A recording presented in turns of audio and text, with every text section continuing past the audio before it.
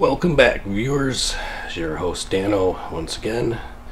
Today we're going to be doing a little car repair here on the Daily Driver, and as you can tell, I'm not quite 100% myself. I'm just kind of getting over a head cold here, but we got to get this fixed because this is pretty important to, make the car safe so I can get to work. The problem is I have no brake lights, turn signals don't work, and also hazards are out too, which that pretty much is what caused the problem. But originally there was another problem that caused this problem, which was a tire blowout. And as crazy as it sounds, you're thinking, well, how could a tire blowing out blow out your brake lights? Well, that's really what happened here. So, and let me show you the tire. This is pretty incredible. So I'm driving down the expressway, about 65 in the left lane, driven that way many a times, and then all of a sudden, boom! I'm like, what just happened? I didn't know if I had a blowout, if something in the suspension just broke, or the tire got sheared clean off, because it felt like the car tilted a little bit, and all of a sudden, as I'm gently applying the brake, the car is just shimmying all over the place. So I was kind of lucky that I didn't lose control of it or become a casualty myself. Pulled over to the side of the road and found this. Wow, I mean, look at that. I can get my finger in there. And just keep in mind that these wheels, this is not aluminum, this is steel. And it pretty much just flat spotted this part of the rim. So that's problem number one. So after the blowout occurs, I'm pulled over to the side of the road now, and I get a tow truck called for me, which supposedly is going to come pick me up in 30 to 45 minutes. I give my credit card number over the phone, and I'm patiently waiting to get picked up because it's cold outside, the wind's blowing pretty good, and it's just lightly snowing. So I didn't think it'd be wise to try to change my tire, especially since the tire faces into traffic. It just wasn't worth it. I just pay the money to get towed home. So an hour goes by, and I call up this tow truck company, Johnny's Towing, and they tell me, oh, you're next, it's going to be another 20 minutes. Well, 10 minutes short of 2 hours, they call me back up, and they say, we can't come and get you. There's just too many accidents and blah, blah, and the police need us. And I'm thinking to myself, I've been sitting on the side of the road, and I've got to go to the bathroom like nobody's business on both fronts, and you've had me sitting here for 2 hours, and now I got to call somebody else. I was almost speechless. And on top of it, he tells me, well, we won't charge your credit card anything. And I'm thinking, you jackwagons. I'm just like, oh my God. So the big FU goes out to Johnny's Towing, I think out of Lombard. You guys suck. So I had to basically rescue myself, which I called the other half to come pick me up, bring me home so I could do my business. Got the floor jack and change the tire. But the problem is since I was sitting on the side of the road for almost 2 hours, I had my hazards on, and they were on so long that this switch somehow has melted. And if I move it just to the right, there we go. You can see they're blinking now, but I'm holding it. So this switch now, it's probably since it was on so long, and it's plastic inside, something melted in here. So right now it's broken, so the hazards think they're engaged, but they're not making full contact, and I can't push this switch off. I can't, since the hazards are on and I can't turn it off. That's why I'm getting no brake lights and also no turn signal. So basically I got no everything. So I took a quick look at this switch just to see if it was a separate switch online, and it's not. It's part of the whole multi-function switch, which is your turn signal and wipers and all that good stuff. So I've got a switch on order. It's showing up today. I'm going to start peeling apart the top cover off the column. This is a pretty easy fix, and we'll get moving forward with that. Okay, so to get this top cover off, I'm pretty sure the bottom cover has to come off first, because I know they snap together, but this just feels like it's got a screw in it, which I think is underneath. So I'm going to start by taking this bottom cover off, and looks like we got a couple screws that goes out. Should be like T20.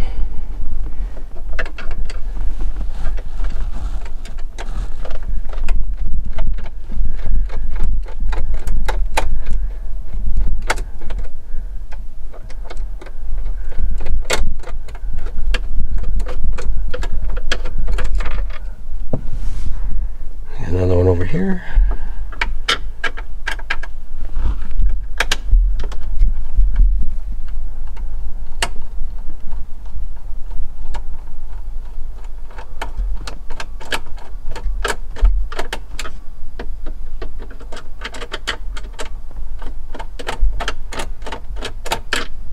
Okay, got that one. I gotta pop this baby out.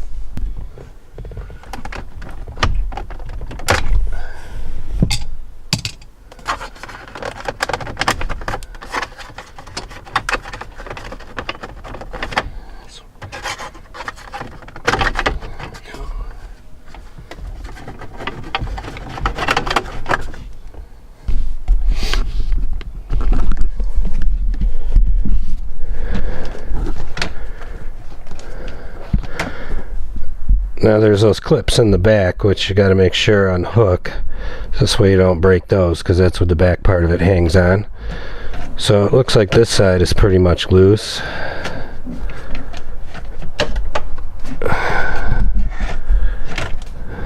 Well, not really.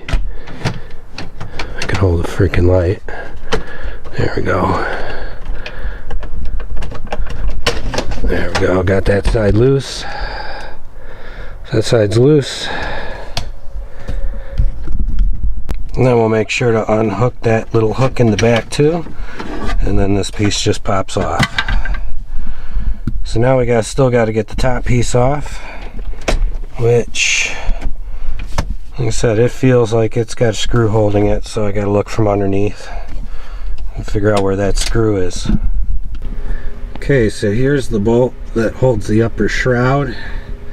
There's one there, and there's also one over here. These are really weird, and they got this like reverse torques, and gosh, I've got a security bit set, but I don't have anything for these suckers. So I'm just going to get out a pair of needle nose and just get these babies off.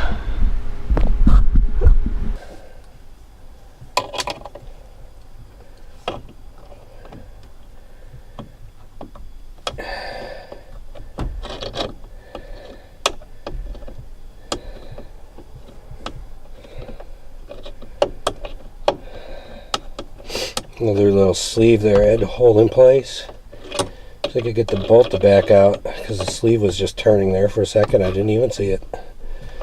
You know, probably a little under the weather. But there we go. We're coming out now. Yay! Here's the one bolt I got out already with the needle nose pliers, because this was so easily accessible. The other one is not, and would prove to be pretty difficult trying to get it out with needle nose. So since I had this out, I just tried this with a bunch of various different tools, because I don't have a security socket to fit this, but I found out that a 5/32 socket fits this just fine. So that's going to make it real easy to get out the other bolt and also put these two back in. Alright, so let's get that other bugger up there.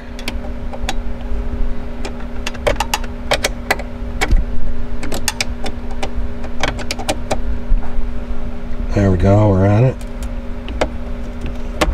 Oh, that's easy. Easy peasy, mama.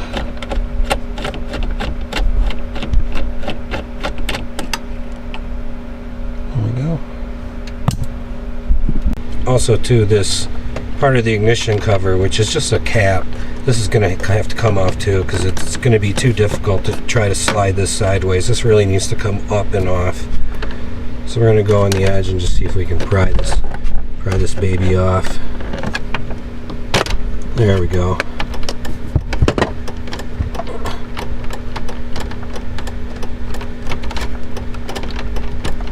Oh, my hazards are working now. How about that? Piece of crud. Alright, I guess it was just pushing on the switch. So there we go. See how easy that comes off? Now I've got the whole cover off. Now we can get over here to take the switch out. So it looks like the only thing holding on the switch is there's a bolt down here in the corner. Looks like about a T25 maybe. And then up top,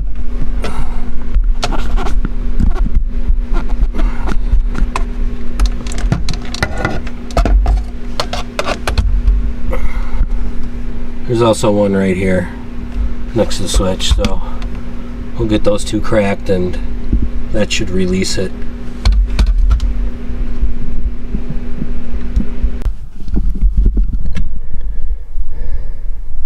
Here's what I'm using to get that other bolt out, because it's a T25 and I can't get a screwdriver in because of the way the steering wheel is, no matter which way you turn it.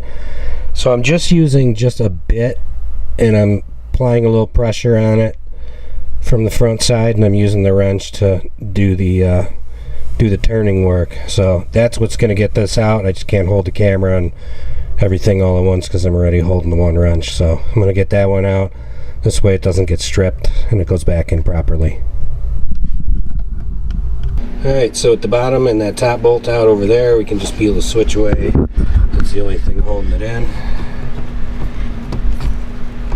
Kind of see on the back side here. It looks like that connector might come off, but this one goes inside, so there's going to be a connector back down in there. So we'll go ahead and pull this lower panel off and go ahead and unplug that. That way we can get the switch fully out of the car. Just a couple 7mm screws. Hold this panel on.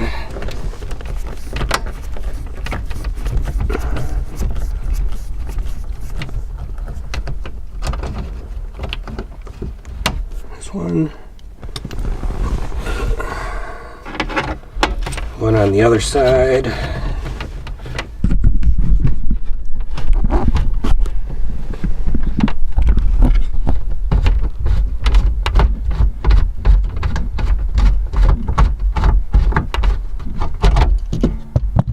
Okay, and from there,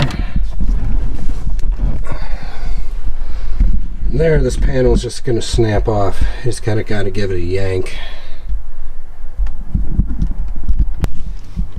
So got the one side free. There we go. Now I'll snap the other side.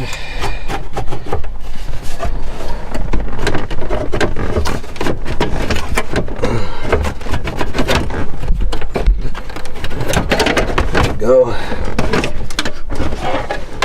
I'll just lay that down.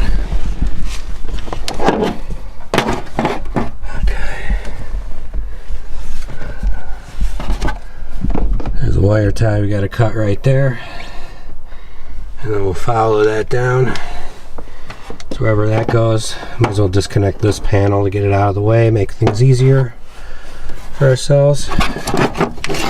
Wow, look at the dust. Ooh, dust bunnies. Just to make things even easier, we're going to go ahead and pull this metal panel off. It's just got some 7mm holding it in various spots. This one over here. Let's see, where else? Probably a couple underneath. So we'll go around and we'll get all those out. We'll pop that panel down. Oh yeah, there's also these 4 10mm bolts that hold this panel up to the steering column. It's been a while since I've done one of these. I almost forgot about those too. But there's 4 of them, 2 of them on each side. So we'll have to spin all those out. And then once we do that, this whole panel will just drop down. This way we'll have easy access to all the wiring up here.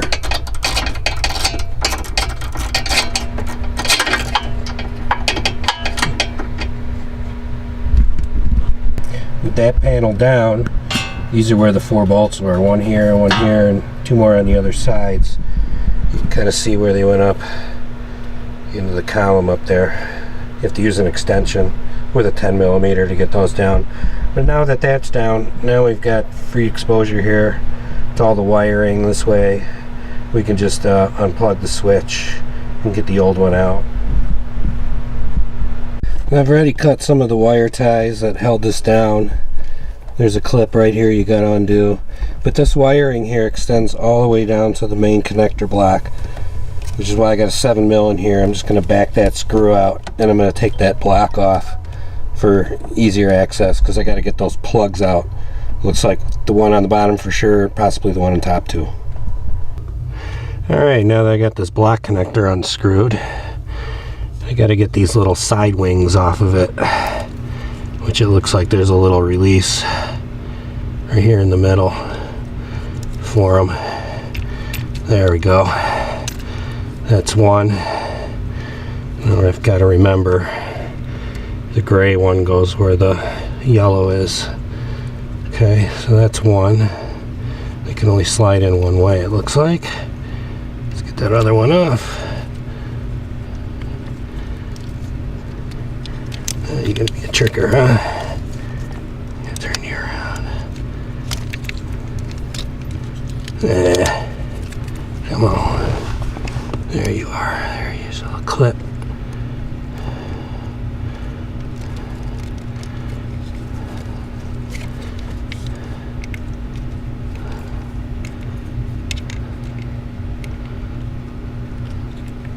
Come on. You can do it. There we go. Whew. Alright, so the gray one goes on the bottom where the hots are. Okay. So now I think I can finally unpiece this. That connector. This will be probably, this is pass lock. Yeah. Okay. So now the switch is finally out. Get those connectors off. So obviously it's going to be the reverse to get everything back in. But my new switch isn't here, and hopefully it's coming today. I can only hope, because obviously I can't drive the car like this now. But come on, USPS. So the part just got here moments ago. Unbox this bad boy.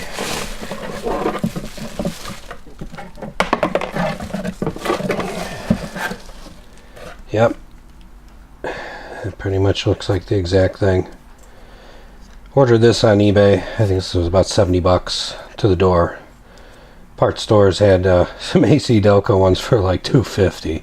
I was like, you gotta be kidding me. But yeah, these look like the right connectors. This is the right color, the right type of hazard switch. Alright, so we got the new switch back in place. Here you can see I just have that T25 bit in place, because I have no clearance on the steering wheel. I'm just going to tighten it in by hand and then crank it in all the way at the end with the 1/4 inch wrench. But I got this, oh, dropped it, but I got that one in first. Then I started the one on the top already, so that one's in. And I'll get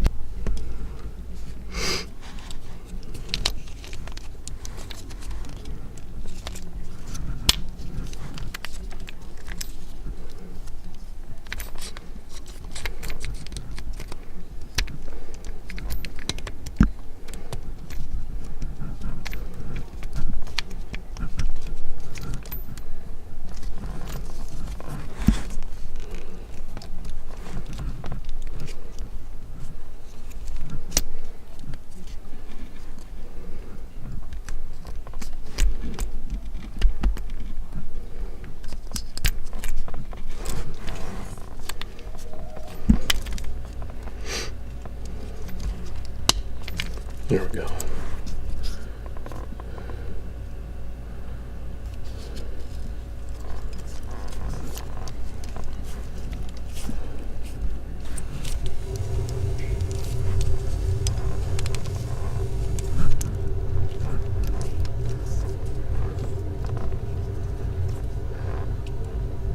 Now that I got the block connector back together and that screw that's in between all those wires tightened up, it should work. So let's test it out. Let's see what she does. Hey, blinkers work again. That's a good sign. Let's try the brakes. Oh, my brakes work again. Cool. Alright. So I just got to get the shroud back on and get everything all buttoned up underneath.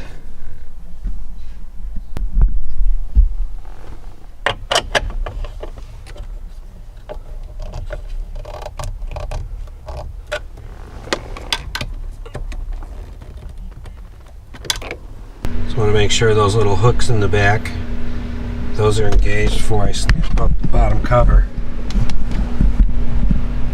Inside too. We can snap that up and screw that into place. So the cover just snapped together, and the little plastic thing that goes around the key cylinder, kind of just put that in place and gave it a firm whap, and that snaps that on. There's a little line right here towards the back of it that was positioned towards the rear, so I put it on the same way. If this is flipped 180 degrees, you're gonna have a heck of a time trying to put it on. So let's make sure it goes on the same way it came off. It's pretty easy to go on, but this is snapped together, so I just got to put the screws back in. Oh, not that screwdriver. So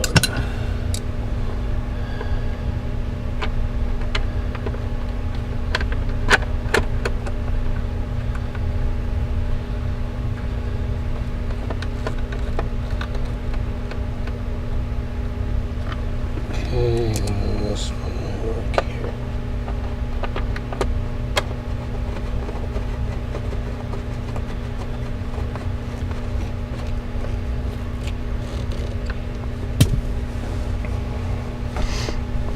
Alright, let's see. Now there's this piece, which is the tilt lever, which we'll just go around to the other side. Now we're here at the other side, and this piece just kind of goes in there and snaps in. See if our tilt works. Okay. Alright, so this is all back together. The screws are in it. Alright, so now we're going to raise up that metal panel. Get that put back into place.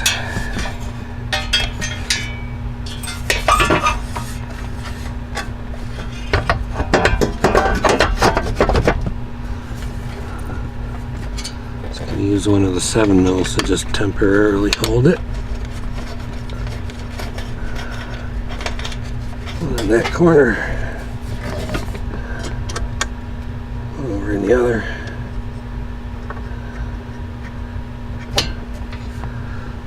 So here now I got to put those 10mm bolts back in.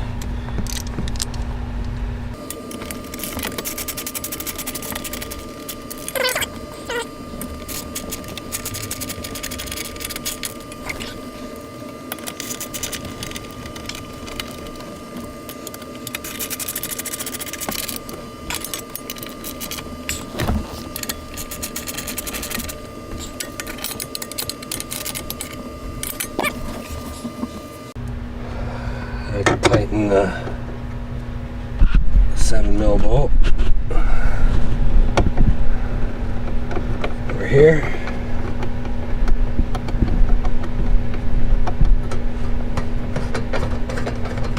We'll tighten that bolt.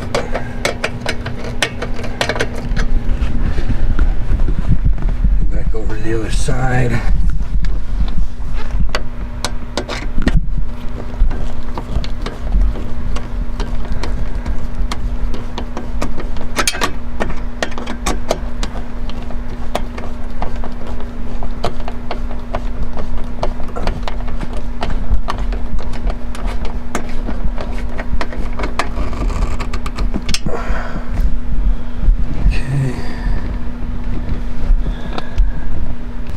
More to tighten up down here.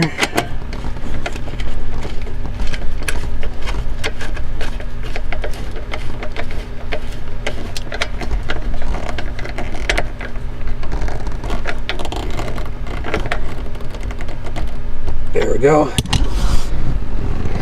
Our metal bracket is fully back in place. All those screws are back in place. Then put the knee panel and door panel back on and we're done. Alright, so just get these back in place. This for the dome light. So here, a little special switch of mine. It's not factory.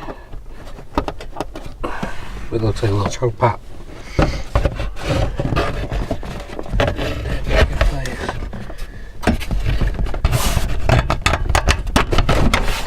Front. And then once this piece is firmly positioned, it'll just snap back into place. See here, this part here, it's got some spring clips behind it.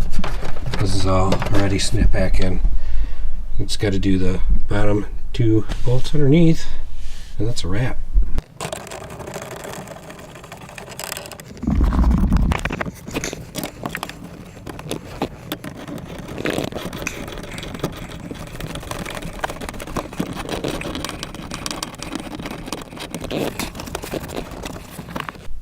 Everything's back together, but we want to test it once again just to make sure everything works as should. Hazards work just fine. So, yeah. See, we got blinkers. We got wipers. And the cruise we'll have to test once we get moving. See, brights work. So the switch seems to work as it should. Let me test some brake lights. I can see in my rear mirror the reflection behind me, and my brake lights are now working. So we're good. We saved a bunch of money on this. The switch was only about 70 bucks shipped to my door. AutoZone had a GM switch, was $250, so that's $275 out the door. I'm sure the dealer probably charges like $300 for it. So just wanted to show that, you know, if you're a handy guy, a DIYer like me, and you got a decent set of tools, you can do this yourself, save a ton of money. So I hope you enjoyed watching it. And I just want to say, if I can do it, you can do it.